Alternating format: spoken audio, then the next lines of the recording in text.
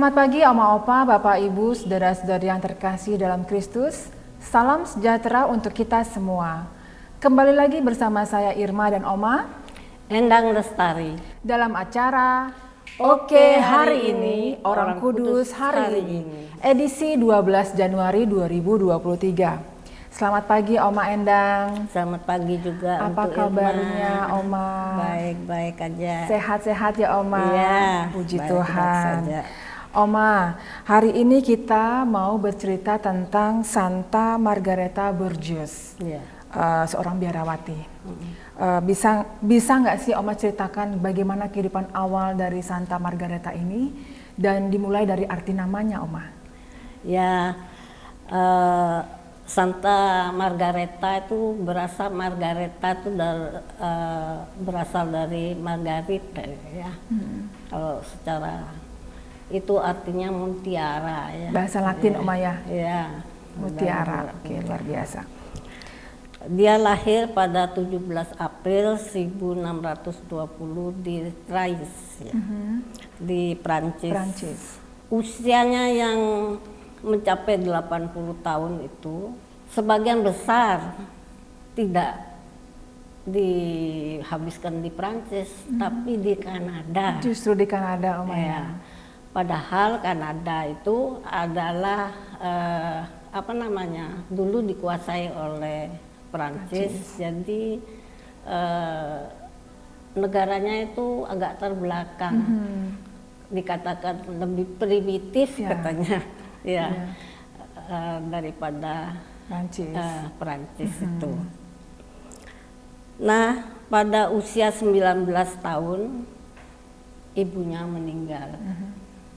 Pada usia 27 tahun ayahnya meninggal. Bersaudara 12, dia adalah anak ke-6. Wow, 12 orang bersaudara. 12 ya. Nah, ketika ibunya meninggal, maka segala tanggung jawab mengasuh adik-adiknya itu diwalikan pada Margareta itu. Sesudah ayahnya meninggal, dia berpikir apa yang saya harus berbuat untuk hidup saya selanjutnya. Oleh karena itu dia berdoa, dan ternyata dia itu mendapat jawaban, yaitu dia masuk biara. Oh, jadi setelah adik-adiknya besar, Santa Margareta memutuskan untuk masuk biara. Iya. Okay.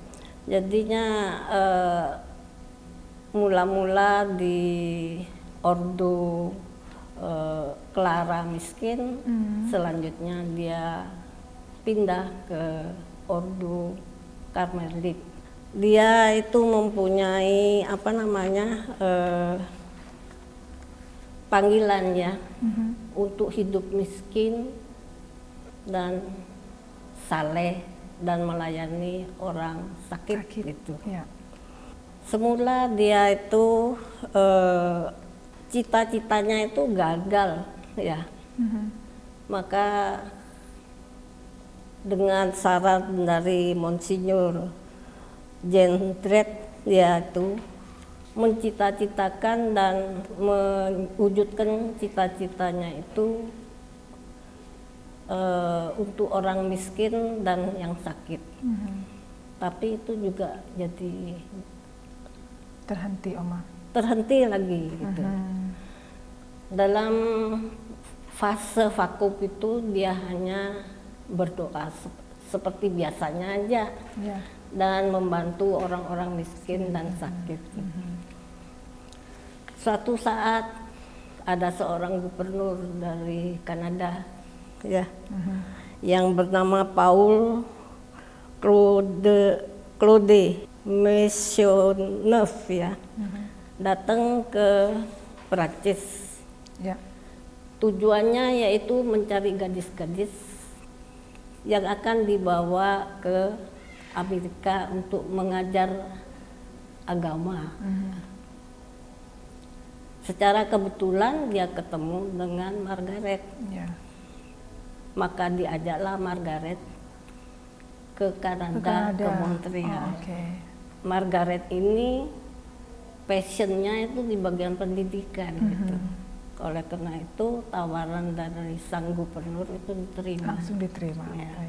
Dia kembali ke rumahnya dan dia membagi-bagikan segala harta warisannya dari bapak ibunya kepada saudara-saudara keluarganya yang lain,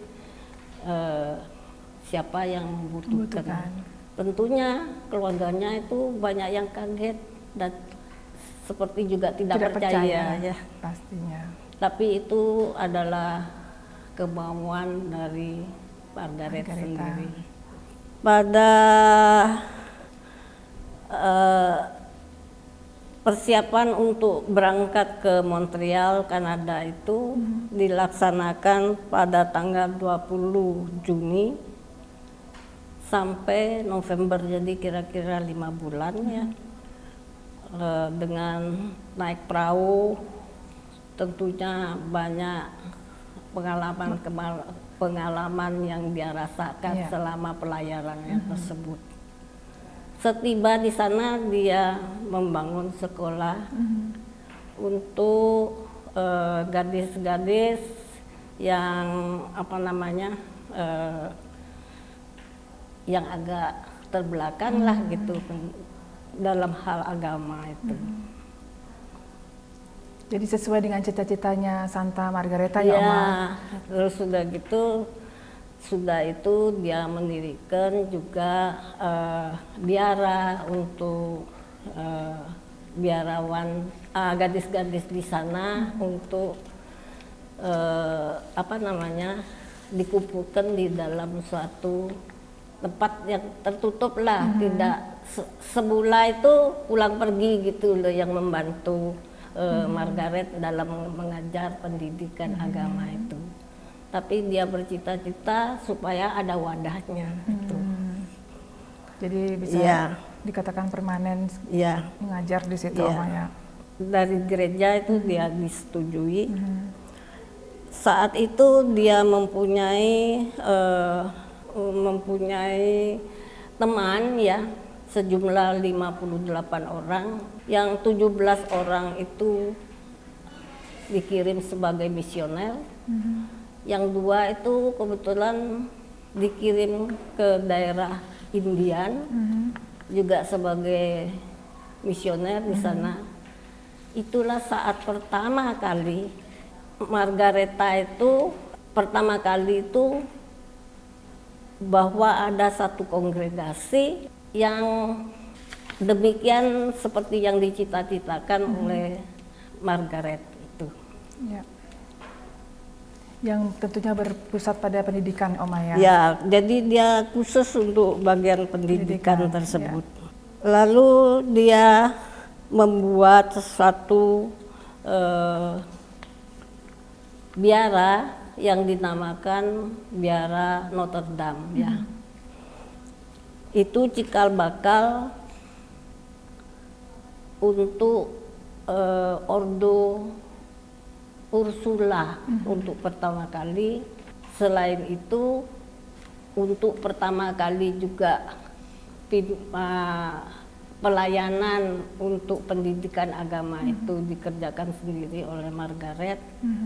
Dan untuk pertama kali bahwa Prancis itu mempunyai wadah yang sudah pasti ya.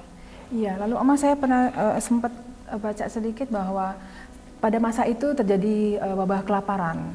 Bagaimana kiat usaha di dalam dari Santa Margaret? Perjalanan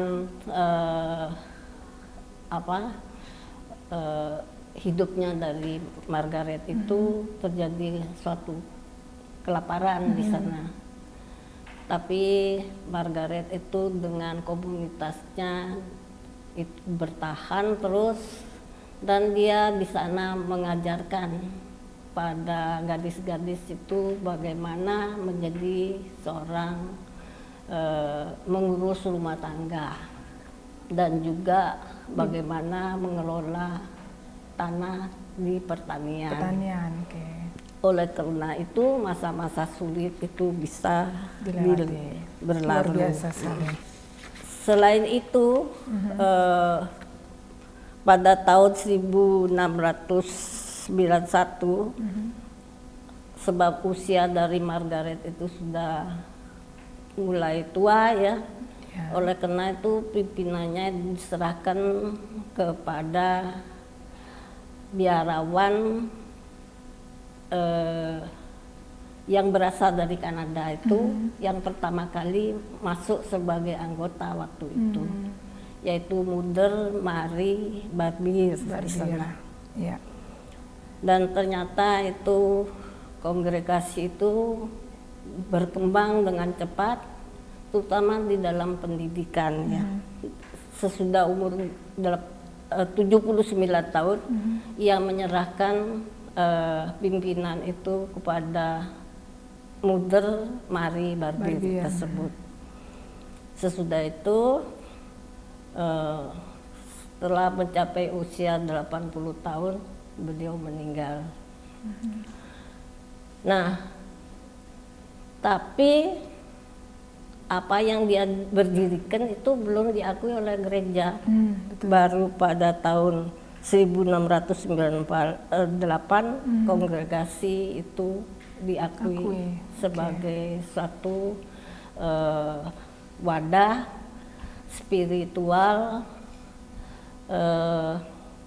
yang dengan apa namanya, dengan cita-cita atau dengan tujuan untuk pendidikan.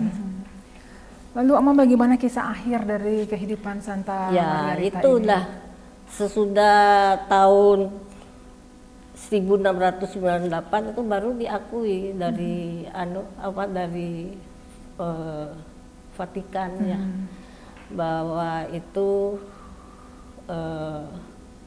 tapi belum dikanonisasi dan sebagainya. Menjadi biata itu, Margaret itu baru dilaksanakan pada 12 November 1950 dan kanonisasinya baru dikerjakan pada 1982 2 April oleh Yohanes Paulus II. Demikianlah cerita singkat mengenai berdirinya Ordo Santa Ursula yang begitu terkenal juga di Indonesia, begitu terkenal Ordo ini di dalam pendidikan di Indonesia. Sampai saat ini Oma ya? Sampai saat ini ya. Itu dikerjakan oleh Angela ya, sebagai pencetusnya untuk pertama kali. Ya. Lalu bagaimana ke akhir dari kisah hidup dari Santa Margareta, Oma? Bagaimana beliau sampai meninggal? Ya, diceritakan bahwa pada tahun 1698 itu ada seorang biarawan, biarawati ya, sakit keras ya, dalam sakaratul maut. Lalu Mother Margaret itu berdoa supaya si biarawati itu tetap hidup, tapi sebagai penggantinya biarlah dia yang menggantikan kematian tersebut. Oleh Tuhan permintaan itu disetujui. Lalu keesokan harinya itu biarawati itu menjadi sembuh total. Tetapi Mother Margareta itu menjadi sakit dia. Jadi dalam waktu 12 hari dia berjuang dengan penyakitnya yang timbul, yaitu dengan demam yang demam yang hebat sekali. Akhirnya pada tanggal 12 Januari 1700 beliau meninggal. Gitu. Jadi dia berkorban untuk orang lain, dia menggantikan kematian itu dengan sukacita. Luar biasa sekali. Sangat menginspirasi sekali Oma ya, kisah hidup dari Santa Margareta Borges ini. Dan semoga kisah teladan dari Santa Margareta ini dapat kita teladani sampai dengan sekarang, Oma ya. Semangatnya tetap kita teladani sampai dengan saat ini. Baik, Oma Endang, terima kasih atas ceritanya hari ini. Dan sebelum kita tutup acara ini, mari kita berdoa bersama-sama. Demi nama Bapa dan Putra dan Roh Kudus, amin. Amin. Santa Margareta Borgius, doakanlah kami. Kemuliaan kepada Bapa dan Putra dan Roh Kudus, seperti pada permulaan, sekarang, selalu, dan sepanjang segala abad. Amin. Demi nama Bapa, Putra, dan Roh Kudus. Amin. Baik, Oma Endang, sekali lagi terima kasih. Oma Opa, Bapak Ibu, saudara-saudari yang terkasih dalam Kristus, terima kasih atas kebersamaan kita hari ini. Sampai jumpa dalam acara Oke, hari ini, Orang Kudus hari ini berikutnya.